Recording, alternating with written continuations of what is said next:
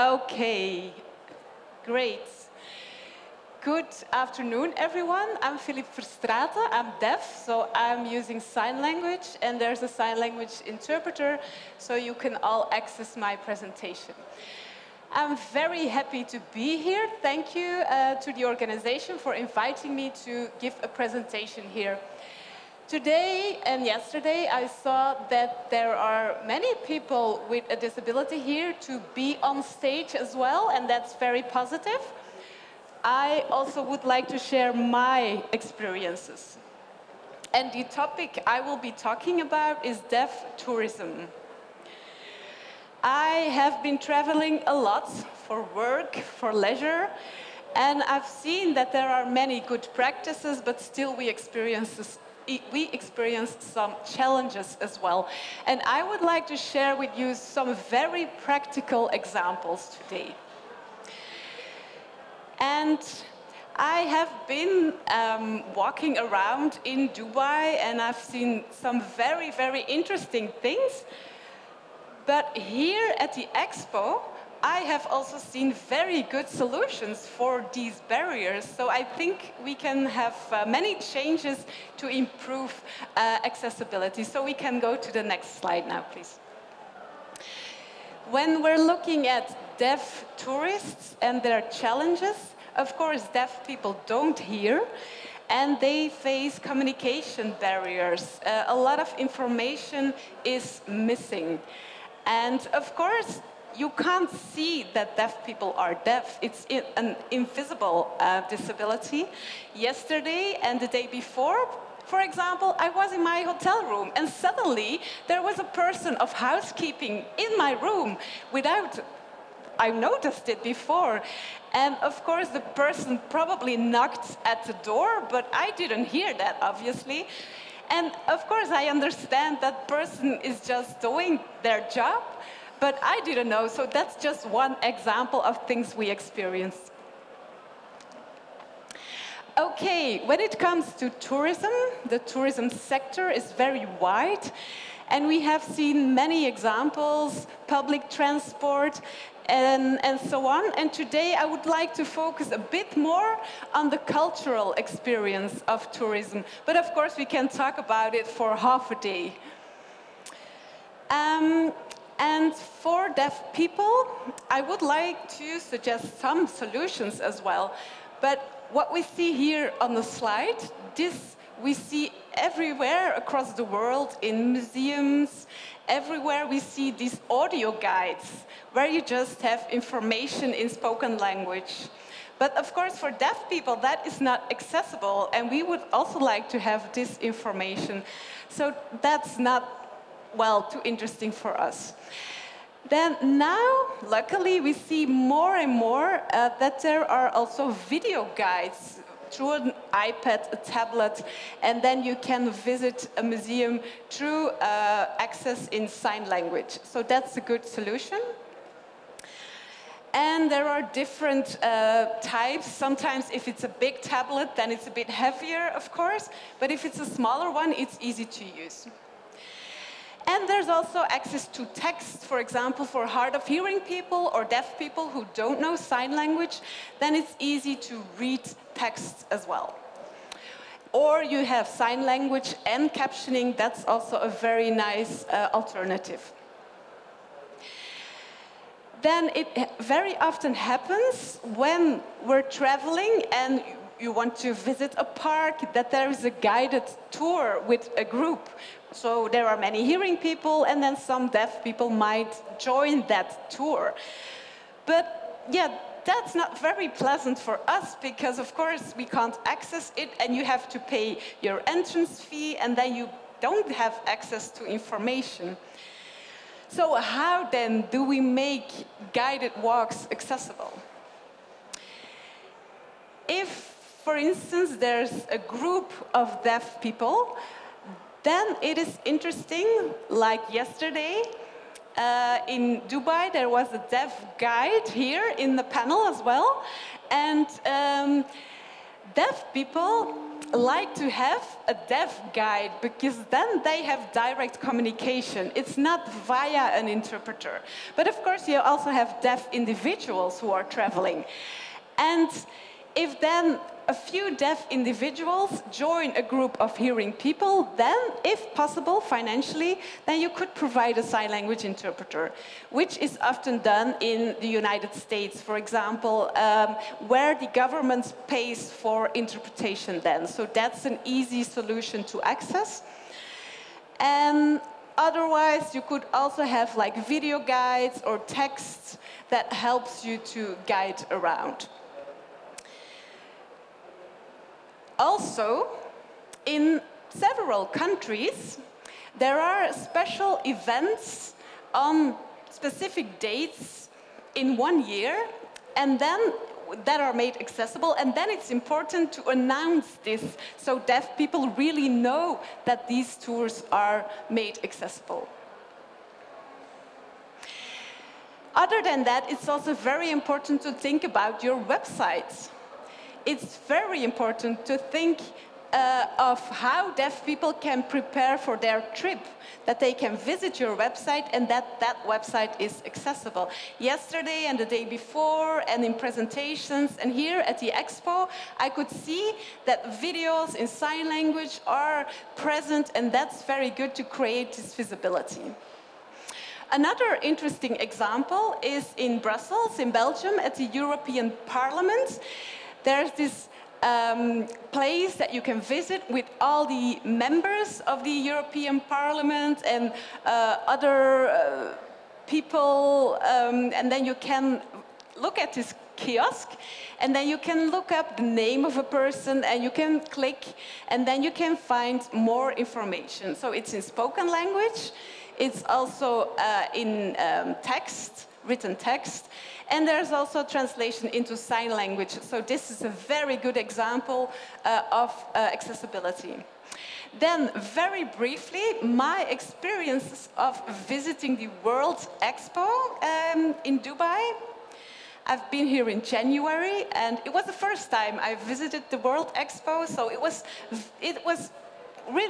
awesome. It was beautiful. So I went there for 3 full days, and it was so amazing.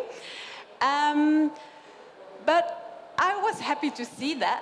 I saw that everyone volunteering there and working there were really helpful, really supportive, providing support, so that was very positive. On the other hand, I faced some challenges too. More challenges concerning the content information, as we will see on the next slide. Could you? Yeah, thanks. There were many different places, pavilions, so then people were sometimes providing information in spoken language, and I was there, but obviously I couldn't access it, I couldn't understand it. Then if we look at the next slide, these are good practices. So there were many videos that are captioned, which is very good. But not all deaf people are very capable in English. So it's also important to have sign language, which we also saw. So there's captioning and sign language, which is a very good practice. Then there were also, I think, 3 places you could go into, and then you saw videos 360 degrees around. But I didn't really know what they were about, I'm afraid. So there's need for some captioning or information in written language. And this is another example. If there's, for example, a movie, then you could also, as a temporary solution, give, for example, a tablet, and then you can see on the tablet in sign language what is explained in the spoken language. But if you then sit far away from the stage, then it's sometimes harder to follow, of course. So, for example, if it would be theater, then it would be a different situation. So, yeah, you always have to see what the context is. And then here, this is an example of Japan. And then you could follow a parcours, and then you could follow it via the device. And this is an example of Korea. And you really had to, it was positive. You had to it was very interactive, but it was also hard to use. Many people didn't really understand how you use this device. And then there was support from other people who would explain. But of course, then a person came to me and I couldn't communicate with that person. Also, it's interesting, this QR code. We in Belgium had this discussion, for example, in museums. I know, for example, in Paris, in a museum, there are many paintings, and then they have different screens, including sign language information.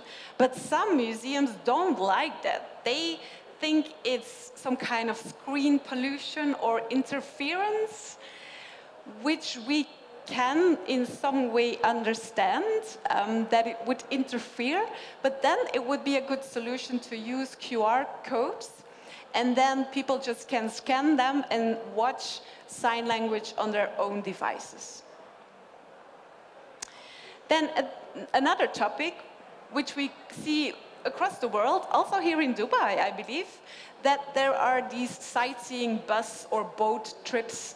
And then a person on the bus or on the boat is giving information about the environment, but this is not accessible for deaf people. You could then provide texts with pictures or an app that is accessible in sign language, for example. And then something else is very important is to see as many pictograms as possible. And I could see them here as well in Dubai. So you have, sometimes in some places there's only a word, but not everyone understands it. So here in Dubai we see that oftentimes there's a pictogram and a word, which is more clear for deaf people. And it's important to find their ways independently.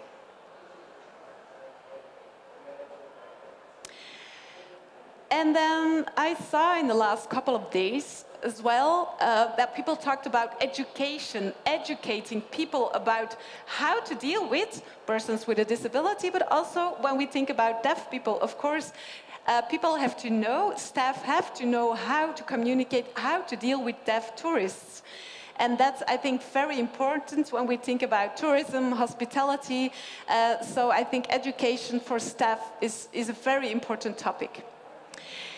And as we could see here at the expo, there are many great new ideas, innovations. For example, when we think about avatars, in many countries there's research going on for sign language avatars. And then we can think about the advantages and disadvantages as research is now doing. But maybe later on there wouldn't be an interpreter anymore here in the room, and there might just be an avatar. But I don't think it will come to that. But it could be used for very brief announcements. For example, in public transport, in metro, just to announce very brief things that travelers should know. Another thing is virtual reality glasses with captioning, with sign language. So this is also an example of new technology. Also interesting that we saw in Belgium is setting up this new virtual museum. But it's also linked to the real museum. So you have an app, and you can just download the app, look at it at home, experience it, and then when you arrive at the museum, it's very much like that. So it's a good way of preparing yourself for the actual experience when you enter the museum. And of course, sign language captioning, again, is very important.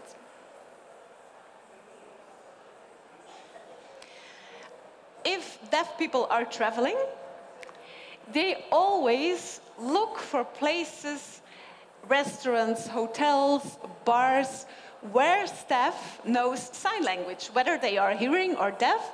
As you can see here on the slide, these are people from Dubai, and they have a coffee bar, so it's very nice for deaf people to meet other deaf people. And I have some other examples. This is a restaurant here in Dubai. Then on the next slide, on the left, you can see two examples from Japan. And then one on the right is a soup bar in Belgium. This is an example of the Netherlands, a coffee bar that opened, run by deaf people. And it's important as well to employ people with a disability, also deaf people. It's very important to have this ecosystem and to provide them with work. It will also attract other deaf people. And if there's a deaf bar or restaurant, hearing people come there and they become interested in learning some signs, for example, but the menus are, of course, accessible. Then, of course, it's not only culture, there are other venues we come, public transport, airports, and then we also see some challenges there for deaf people. For example, here, in many places, you can ask for assistance, which, of course, is very positive. But this, for example, for deaf people is not usable, as you get a response in spoken language. But I saw here at the expo of the Dubai police, I saw this kiosk, and you can then click on it, and then you get a video remote connection. And that's very good, of course, for deaf people. I've never seen this before in other countries, so I hope that that kind of example will be taken by other countries. So I will end with some suggestions for a museum or other venues. If you want to make it accessible for deaf people, please make use of a deaf expert who will go there, who will give you advice. But also, please don't just make everything happen and then ask for deaf people's opinions. Do it beforehand, and this will really save you costs. If you do it afterwards, then, well, you might get stuck. Then, I'm involved in a project called Deaf Tourism, and we want to collect practical examples, good practices, and then we will launch a website so deaf people can find their way. Good. This was a very brief presentation, but of course I met many people here, and I saw there are so many possibilities. But there's also such a development in technology, so I think we really need to look forward to how these technologies can be applied. And I see that here in Dubai, they strive to be #1 in many things, and I agree, it's nice. So I hope that these suggestions, these solutions are really applied to make it even more accessible for deaf tourists. If you have any questions, please approach me. I'm here available, and we can also keep in touch via email, as you can see on the slide.